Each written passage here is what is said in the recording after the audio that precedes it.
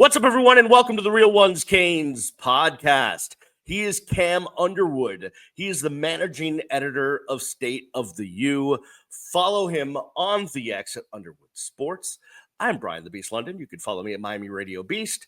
I'm the managing editor of my master bathroom, I believe. That's about it. In any event,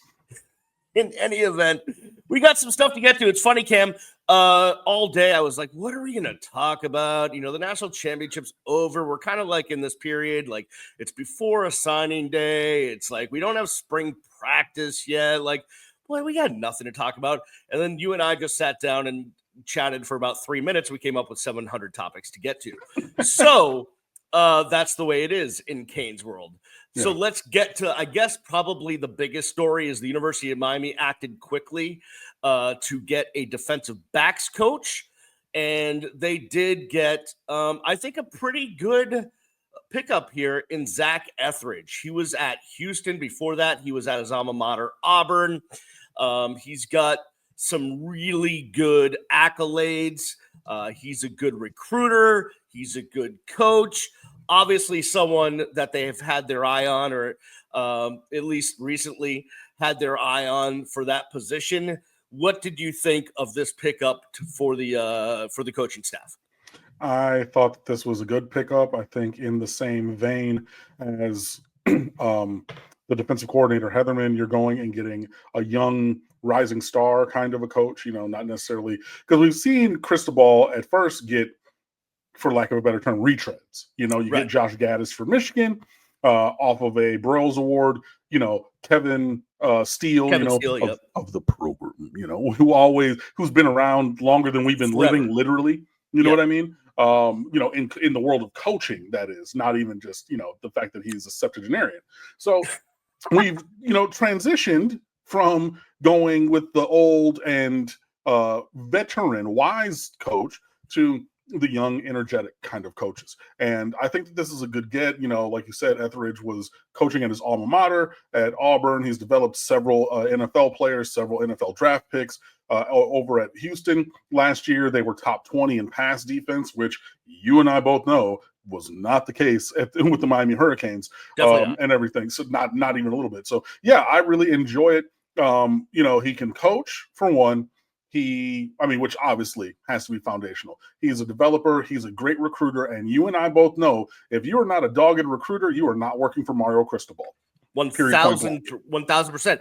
And just to reiterate that point, and Cam, you and I have been around enough to know this, like when it comes to onboarding coaches at the University of Miami, like I was very used to like the old days, like, well, this is probably going to happen, but the HR department, it takes a while to get the drug test and this paperwork and that paperwork. So, 4 or 5 days, we'll see what happens, blah, blah, blah. You got to go to that office and this office and all this. This guy was like, by the time there was a rumor, he was already hired and already like 6 hours later on the recruiting trail in Canes gear, like with Jason Taylor and Mario Cristobal throwing up the U with recruits. And I'm like, oh, okay, we mean business now. Right, and technically there has not been an official announcement from the University of Miami either. But look, again, it doesn't really even matter because if you're like, well, we're rumored about this, and then you're seen wearing Canes gear, and like, as Brian says that, all of the hiring process must be complete before you're able to go and recruit. It can't just be a rumor. You can't just be interviewing and then throw on the logo and everything. Like that is only once the hire has been completed. And within hours of it really being, hey, it seems that Miami is zeroing in on Zac Etheridge. Yeah, pictures of him out on the recruiting trail already, exist. So, yeah, I really enjoy it. Another factor, another thing that makes me think we did okay is, I don't know how I got here, but I found Houston Cougar Twitter. And they're like distraught. Let's go. He left. We're like, people were like, man, I wonder if it's a family, if there's a sickness in the family. I don't know why he would leave us. Like, they are like distraught that Zac Etheridge has left the Houston Cougar program. And I'm like, whoa, okay. Like, if they're making a big deal about a DB's coach leaving, like, we must have gotten some goods here. Like, this guy must be worth his weight in gold. Another thing that I've heard through the grapevine is And I think we saw this with Heatherman. Oh, sorry. Well, no, sorry. I'm sorry. I was interrupting you. Go ahead. No. I mean, feel free to I interrupt myself. It's okay. No, I was just thinking. Yeah, go ahead. You got it. Okay. From what I heard through the grapevine, whether it has to do with Heatherman or Ethridge, let's just say we are not being cheap when it comes to assistant coach hirings. That's something I've heard from a bunch of people, that whatever it takes to get the right people in place is what we're spending. I love that, and that also supports something I've been saying for a long time. Miami can, has, and will go and get people from their good jobs and then hire them for the better job that we have here at Miami. Not, with salary, not being a factor. So, yeah, we are spending the money. We do have the increased assistance pool, and Mario seems to be spending that. The point, and I should have let you finish this. I'm so sorry that I was interrupting like a dum-dum, but okay. That also leads me to what the composition of the entire staff might look like with, Mario, obviously the offensive coach is being set. And on defense, you have Jason Taylor seems to be held over. Like he's going to be brought back. Yeah. Oh, yeah. You have Heatherman now and Ethridge. So who are the other two coaches going to be on defense? If we have Zac Etheridge coaching DBs, not corners. Remember last year it was Guidry coaching safeties and then Chavez, Jackson, coaching corners. So you have one guy coaching both DB positions. Do you bring in a linebackers coach so that Heatherman only coordinates and then each position has their own coach? And then a defensive tackle / special teams guy? Do you have Jason Taylor take over the whole entire defensive line room, bring in a linebackers coach, bring in a special team? So there's a lot of different ways that the final group can look like. It'll just be interesting to see what the responsibilities are and who else joins the staff, because we're not done yet, because there's 2 open spots regardless of what they are. Correct me if I'm wrong. I may be totally wrong here, but I remember reading at some point, aren't we in the age of you can have as many on the field assistants as you want? Is that something that passed through? I thought that I read that somewhere. I'm pretty sure. So I'm interested.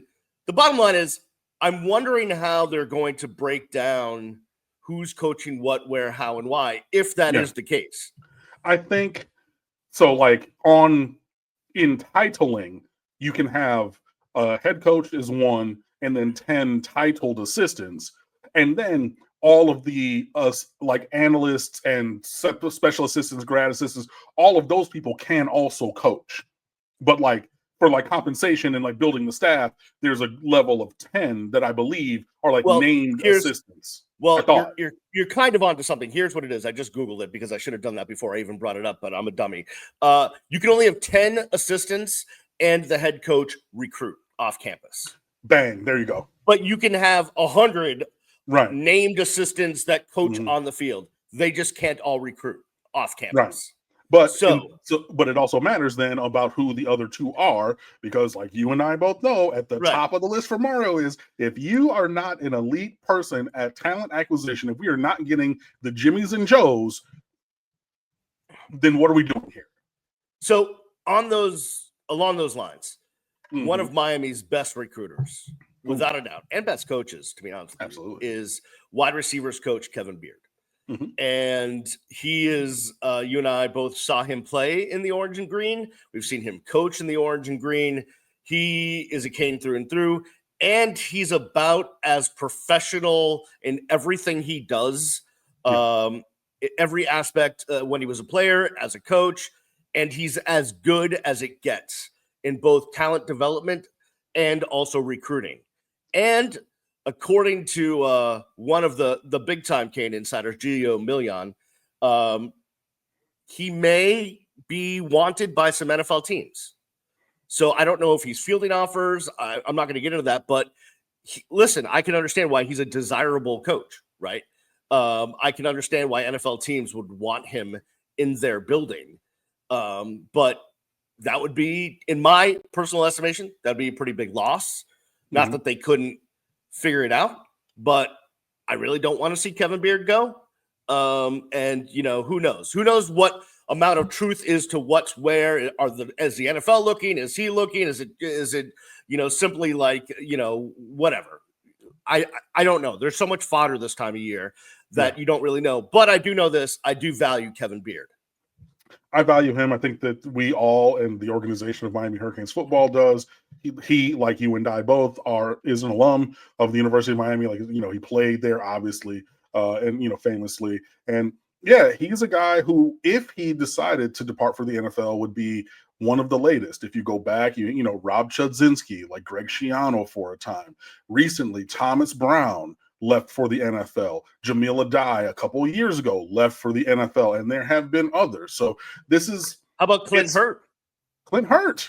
I mean, he had his issues where he had to go to the NFL, but another guy who did. But it's a double-edged sword, because it is great as a compliment to your professionalism and prowess as a coach that, the next level up would want to, poach you. But then also it's like, and it's great that, Miami's building a staff where you have guys being poached to go other places, because you want to have that. When you look back in the late 90s and 2000s, Miami lost coaches regularly to, promotions elsewhere. But then also, like you talked about earlier, that would be a negative for Miami. If Kevin Beard took his talents elsewhere, that creates a void. So we'll see what happens. Yeah, we will definitely see what happens.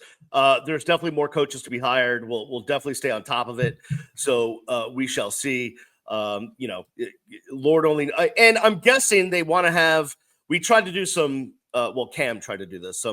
Some calendar searching for as far as like when spring practice would start, because we know the spring game is definitely coming up on campus, Cobb Stadium, April 12th, 4 p.m. We'll talk about that a little bit in the next segment, but Cam tried to do the backtracking of like, when do we think when spring break is, and when do we think spring practice starts? So we pretty much think like pretty much the first week of March is when spring practice is going to start. So that means the University of Miami has about a month to get 2 more coaches on board. You'd probably like to have it before signing day, if that's still an important date or not. I'm not sure anymore. Who knows? Because there's 27 signing days. Is it for the portal? Is it for recruits? I don't even know anymore. But you got a couple of weeks, if not a month, to get 2 more coaches on board. We'll see what happens as that goes on. All right. The other big story that happened this week was the release of the ACC schedule. And I don't quite yet want to do the win-loss thing as we go down the schedule, because I'm not ready for that yet. Fair. I'm just not there yet. But at some point, we're going to have to just go down and do that, because it's the hackiest old school sports radio thing you can do. And I'm an old school sports radio guy. I still think sometimes I'm on an AM transmitter, so that's what we'll have to do at some point. But the schedule looks like this. We know that they're opening up at Sunday, August 31st, Hard Rock Stadium on a Sunday of Labor Day weekend against Notre Dame in town, right? You got your Saturday, September 6th, Bethune-Cookman, Hard Rock Stadium. Then you've got your Saturday, September 13th, Hard Rock Stadium against the USF Bulls. And then the Gators come to town Saturday, September 20th. So you got your 4 games, I guess your 4 out-of-conference games are right at the beginning of the season, all 4 in a row, all at home. Yep. Then you have ACC play starting Saturday, October 4th in Tallahassee. Of course, as soon as I heard that, I tried to make my hotel reservations. Once again, everything was already sold out, and I'm staying like in Live Oak or something, 2 hours away. In any event. So you have that one on the road. That's the first road game. Then you got Friday, October 17th. So a bye week, right? On the 11th. Then a Friday night game, October 17th against the Louisville Cardinals at home. Then you have Saturday, October 25th, the next week, at home against Stanford. And then Saturday, November 1st on the road in Dallas at SMU. Then Saturday, November 8th against Syracuse at home. November 15th at home against NC State. Then you finish out the season on the road, November 22nd at VT, November 29th at Pitt. And your takeaway on how the schedule looks from a favorability standpoint to the University of Miami is negative. There's a bunch of things. There's things to like and there's things not to like. Number one, we don't leave the state of Florida until November the 1st. So Cool. So you have a game in August, and then 4 in September, or and then October. So all of that at home or in the state of Florida. The only time that you leave, is to go to Florida State, right? So I like that. I abhor, I detest the bye weeks. And I was doing the research before I wrote this, for stateoftheu.com website. Please go over and fan with us, click on it. Yeah, but I was pre-writing like I do sometimes, so that that's behind inside baseball, how I have things ready, like right as the announcement hits. I've pre-written this stuff, I put in the final details, boom. And I was researching and I said, hold on, wait, there's an extra weekend in the calendar again, because usually there's 12 weekends in September, October, and November. You start with one game in August, so 13 weeks, 12 games, one bye week. But with that extra week, there's 5 weekends in November. And then you start in August. That means there's 14 weeks for 12 games, same as last year. So every team gets 2 bye weeks. I'm like, cool. We get a bye week, week 4. Maybe we get one week 9 or 10. No, we get a bye week before and after Florida State. That's true, yeah. I hate it. And I know that the same structure is in place for one game for North Carolina and one game for Duke, respectively. I could care less about them, but it's the same shenanigans. I hate it. Why? Like, there's no reason. There's not a reason why that structure had to be put in place. Hashtag ACC. Exactly. And I mean, it just reiterates for me how much I hate this conference, because they do that stuff to Miami all the time. And whatever. Also, a thing that I knew before it was announced, when I saw the progression of home and away games and saw on the list Miami was going to Pittsburgh, I tweeted it out during the announcement thing. I said, there is no way on God's green earth this season ends any place other than Pittsburgh on Thanksgiving weekend. That's just it. That's what it's going to be, on the road in Pittsburgh. You and I both know, 2017, and it's happened other times. But we were like, well, maybe you could. The last game of the year is going to be on the road in Pittsburgh. Set it and forget it. Put it in stone, and it is. I mean, first of all, back-to-back Blacksburg, Pittsburgh. That's the other thing I was going to say. You have you have 4 away games this year. You have 8 home games. Love that. Because the USF game coming in late into the cycle, that's why we have an extra home game. Instead of 7 and 5, we have 8 home games, 4 road games. But of our 4 road games, half of them are in the last 2 weeks, and the 2 probably toughest places we have to go, considering weather and everything else, to Virginia Tech one weekend and to Pittsburgh the next weekend. Thanks, ACC. Thanks for doing us they do negative favors. And the last thing I'll say, because I know I've been talking a lot. No, please. The schedule this year, I believe, is tougher, because the non-conference is immediately tougher when you sub Notre Dame, who played for a national championship. Yep, the national runner-up. Right, national runner-up. And you sub them in for Ball State, who was ranked 128th or 133rd out of 134 FBS teams last year. So they were one of the worst teams in captivity. They come off the schedule. Boom, then you have that. You think even if there's year-over-year growth with USF and or Florida, that makes those games either the same because they're home and not away, but that could be marginally more challenging than it was last year. Okay, so that's increased. And while we do not play Clemson in conference, we miss so many bottom feeders in this conference. Like, so many of the bad teams that we are very sure are going to be bad. And then you take you have pretty much every competent team other than Clemson, and none of the real bottom feeders. So, I think this is a step up in terms of difficulty for the schedule going into next year. All right, I'm gonna let it flow, and I'll worry about that in a few months. I'm not gonna look at the schedule anymore. Okay. Other than I already made my hotel reservations to stay 2 hours away from Tallahassee, so there is that. I got that booked. We're fine. Everything is totally fine. There's nothing wrong with the schedule. Last thing before we take a break, the Senior Bowl, Shrine Bowl going on. Our graduating guys are showing their thing to all the scouts, and pretty much everyone that has worn the orange and green is showing out. I know, especially like if I just follow the X-verse, Xavier Restrepo is getting all sorts of accolades. Elijah Arroyo is moving up the ranks as far as the draft goes. But pretty much everyone that wore orange and green is showing out, Cam.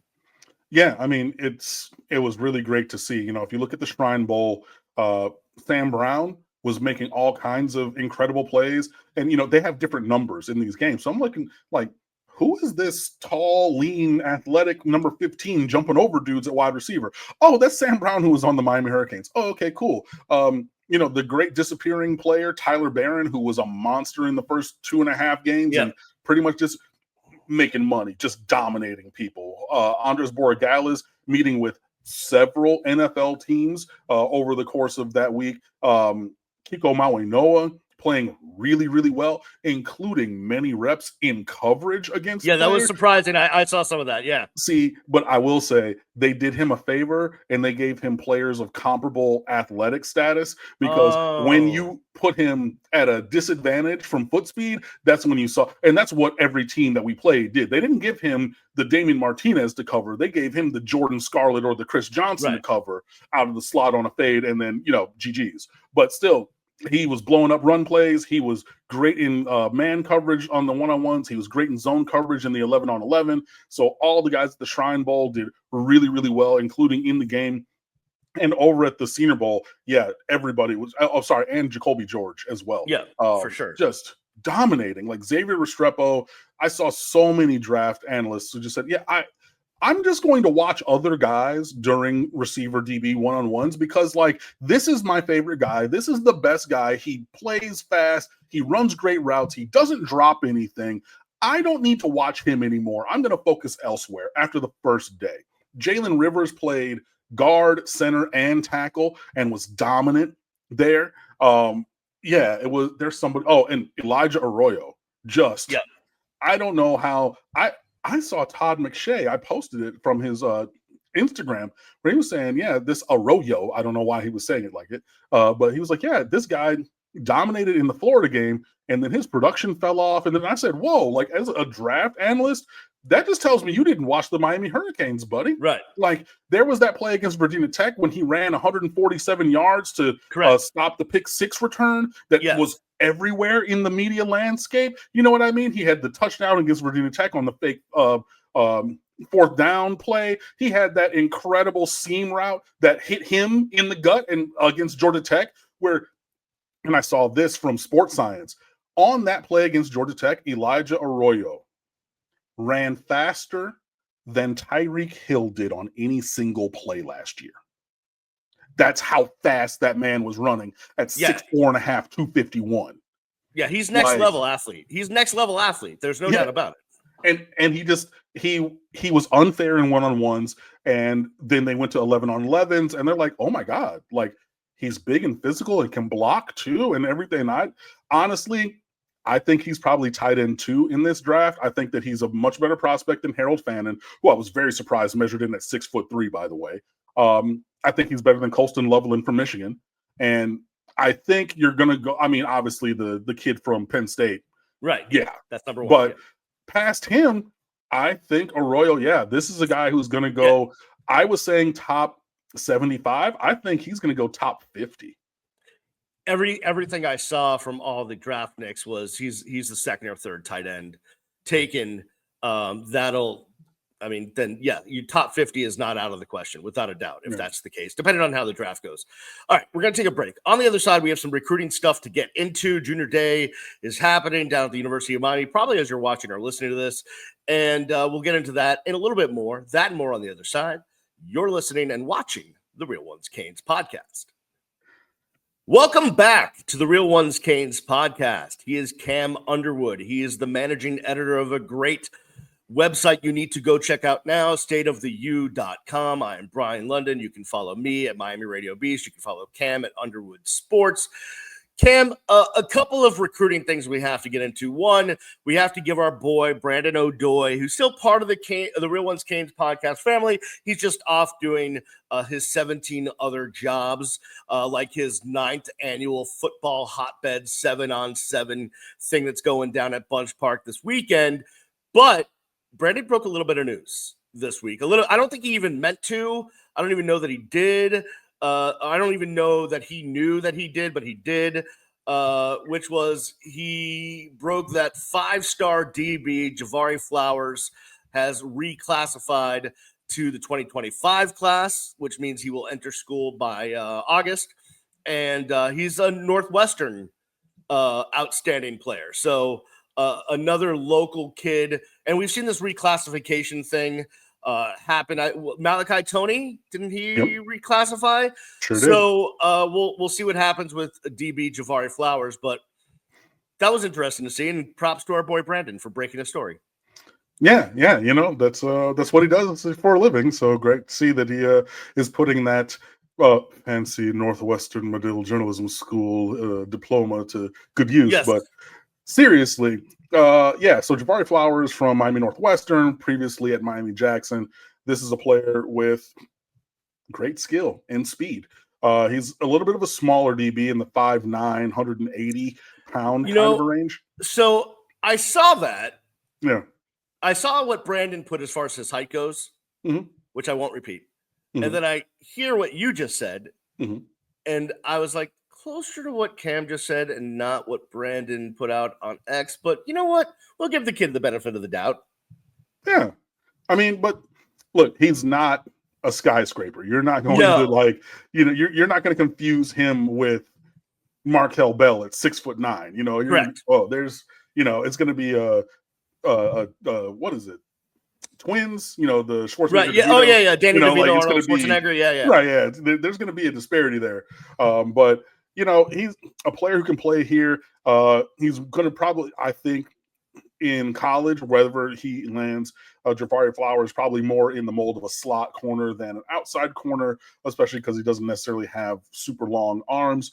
The other thing is this is a blazing fast track athlete, like 10.42, 10.4 flat in the 100, sub 22 in the, so I might be even sub 21 in the 200.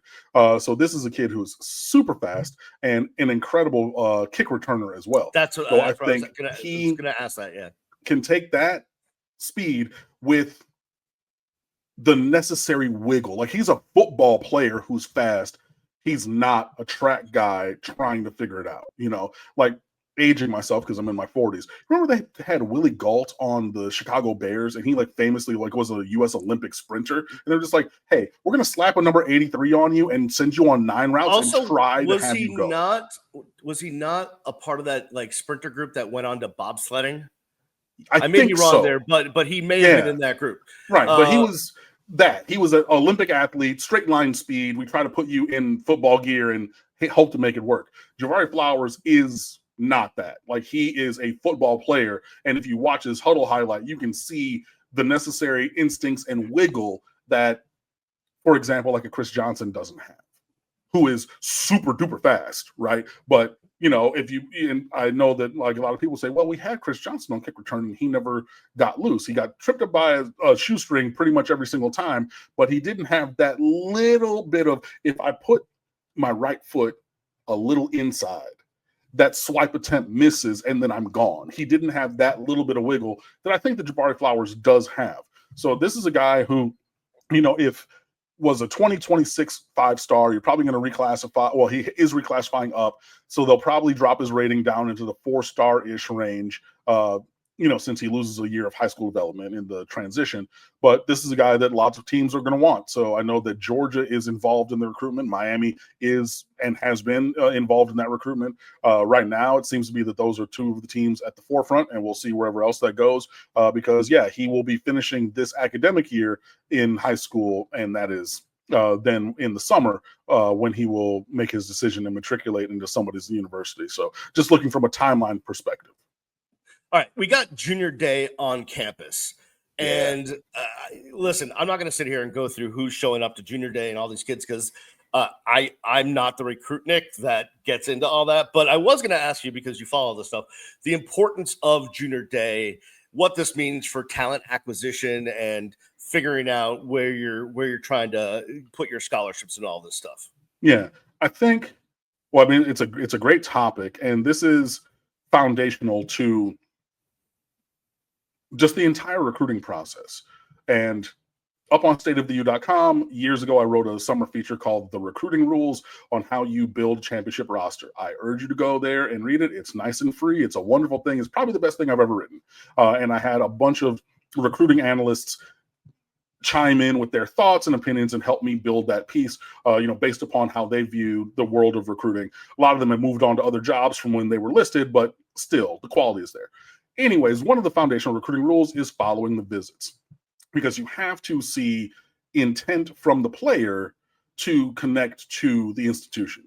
Specifically, when you're talking about elite players, and Cristobal has spoken about this, the relationship with an elite player in their recruitment is usually one that lasts for multiple years and multiple visits. So you're not just going to pop up, to Brian London's high school in October of his senior year, cold, never having spoken, and being like, here's an offer, we want to bring you down for an official visit, but like, you've communicated, you've visited, you all these different kind of things. So especially for elite players, I believe that you have to have at least 2, if not 3 visits. One of them being an unofficial, like Junior Day, where they pay their own way to come down, and then an official visit. And for those really top players, you probably need more unofficial visits. So, for example, in the world of recruiting, like, there's 7-on-7 tournaments now. And the first big one of the year always is the Battle Miami tournament on Martin Luther King Day weekend. And they actually, years ago, when they set that in the schedule, changed the weekend schedule so that the pool play games on Saturday end by noon. Why? Because you have some of the top 7-on-7 teams from around the country down here in South Florida, and pretty much all of them then matriculate their way down to Coral Gables for a visit. Why? Because you have, the recruiting department and the high school relations department, so they've all made these calls already saying, hey, you're bringing down your team from Houston, you're bringing down your team from wherever. Let's be sure that, we make that connection. So you've already had 400 or 500 elite recruits on campus. Some of those guys are going to be coming back because you have local teams like Raw and South Florida Express who were there, and then will be coming back. So that's one unofficial visit paid for or facilitated by the player. Junior Day would be another, and things like that. So yeah, as you're going, you get to see these kids. You get to.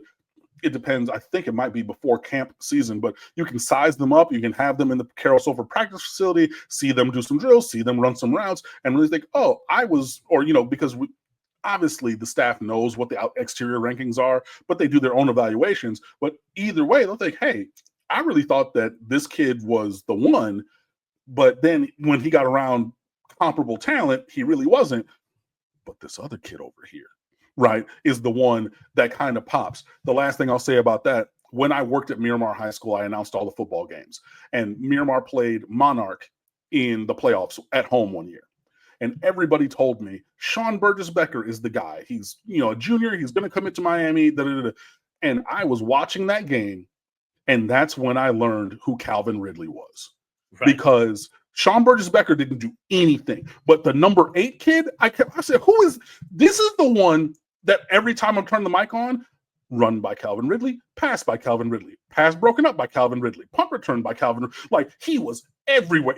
He jumped off the screen off the field like it was larger than life on a screen in front of me, right? Similar things can happen at these recruiting events, and that's, kind of how things get leveled. But yeah, I think it's key to get the kids down there. You can see how they interact with each other, how they interact with the team, and then you just get to sell your product of the campus, the facilities, and how you can help them grow and develop as an athlete and a person. So yeah, it'll be great to see who all does show up, and I'm expecting a star-studded list again, just like was there, during Martin Luther King Day weekend, and the Canes to take a step forward towards, building a class for 2026 that meets the quality that might not have fully been there in the 2025 class. Yeah. All right. Good points. Before we get out of here, so we did mention in the previous segment that the spring game is definitely set. It was set before now, but I saw people, it could change and they could take it here or they could do it there. No, it is going to be on campus April 12th at 4 p.m. at Cobb Stadium. So it's going to be there. But just in case, listen, get out your notepad if people still use notepads or your phone. Oh, yeah. Take these dates down just because it's important right now. Listen, if you have not renewed your season tickets and you're listening to my voice or watching us right now, it's too late because the renewal was literally as we're recording this on Friday, January 31st, just before 6 p.m. So good luck to you. However, if you're looking to relocate, that starts March 3rd. If you're looking for parking, You got to be a Hurricane Club member by April 4th.